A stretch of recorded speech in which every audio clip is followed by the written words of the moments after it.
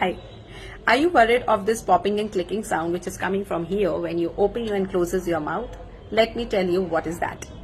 Actually, this is because of some long-term trauma which the patient has ignored.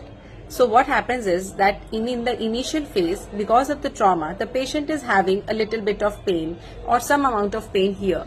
But then because of ignorance, this pain slowly and gradually disappears because the TMJ has the ability to adapt to the change, and that is why the pain disappears. So if you are having clicking sound without any pain, then there is nothing to worry, but you need to be careful.